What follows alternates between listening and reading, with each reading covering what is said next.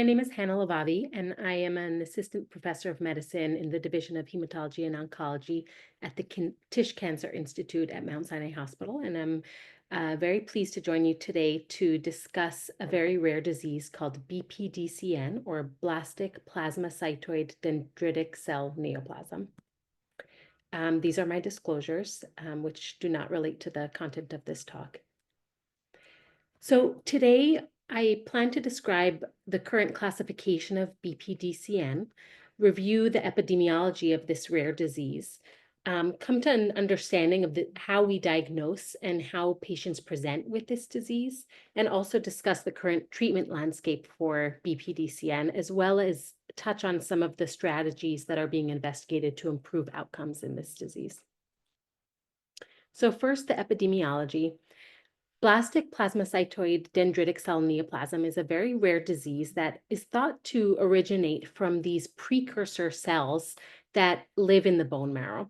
And these cells accumulate abnormalities in the DNA that then can go to many different tissues and cause the symptoms of BPDCN. It can affect the blood, the bone marrow, the skin, or other tissues, and it mostly affects older adults. Just in terms of what this disease is, because it is something that many people might not have heard of, these plasmacytoid dendritic cells are a normal part of our immune system. They live in our bone marrow, and they have a very important role in fighting infections. They work to activate other cells that are involved in fighting viral infections in other cells. And in some other types of cancers, including some of the more common types of leukemia, such as AML and CMML, and even MDS, we've seen patients who have aggregates of normal plasmacytoid dendritic cells, but that's not what BPDCN is. When these cells that exist in all of us develop some characteristic DNA abnormalities, that's when we see this disease develop. So there's a big question as to why people get BPDCN. Unfortunately, like many of our blood cancers, we don't really have a great understanding of the mechanism that leads to this. But there have been some interesting hypotheses. So there's a very important gene that exists in all of our cells and is involved in regulating our blood cells called TET2. And sometimes some of these normal plasmacytoid dendritic cells develop a mutation in this TET2 that makes it inactive. And these cells can migrate from the bone marrow to the skin surface. And there, when exposed to UV light, there can be an induction of additional DNA abnormalities that then cause the cells to become cancerous.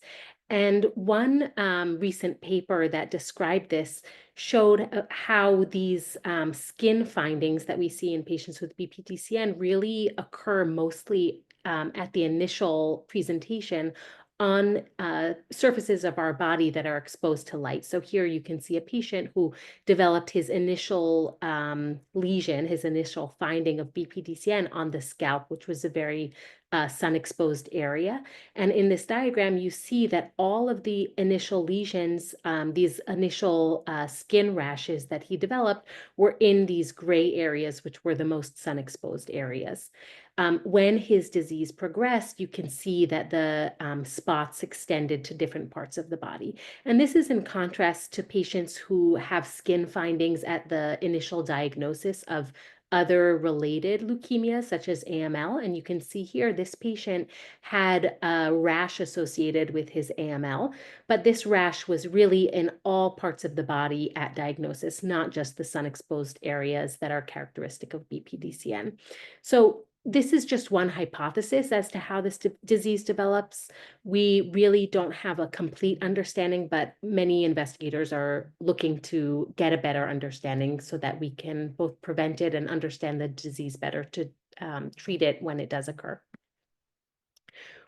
In terms of how frequent this disease is and who it affects, a lot of what we know about that is influenced by the fact that the classification of BPDCN has changed over time. So this was a very under-recognized disease initially. And then in the World Health Organization classification of leukemias and other blood disorders, it was initially classified as a lymphoma, and that persisted for quite a while. The name of this disease changed from this thing called blastic NK cell lymphoma to another much more complicated name, agranular CD4 positive, CD56 positive hematodermic neoplasm. And then over time, they realized that the cell of origin really more resembled that of some of our leukemias, and it got reclassified as a type of leukemia. It continues to be reclassified with subsequent versions of this World Health Organization classification system. And most recently in 2022, BPDCN was classified among other dendritic cell and histiocytic neoplasms. But we do understand it to be in the spectrum of the leukemia diseases, but it also has some features that resemble lymphomas. So this generally is a disease that affects older adults. The median age, meaning that if you line up everybody with this disease in a row and you look at the middle of that row and see how old people are right in the middle, it's really in the 60s or 70s. However, it can affect people at all ages, and there is what we call a bimodal distribution in which there's a peak of occurrence in some younger patients, less than 20, and then another peak over 60 years. For unknown reasons, it is more common in men with a prevalence of 3 to 5 times that in women. And it does affect white individuals more than other people in other racial groups. As I've mentioned already several times, this is a rare disease.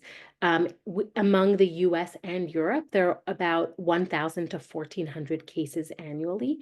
And if you take 100,000 people, there are about 0.05 cases per 100,000 people. Many of our blood cancers are rare, and this very rare entity occurs in only 0.3% of all blood cancers, and it accounts for actually less than 1% of acute leukemias.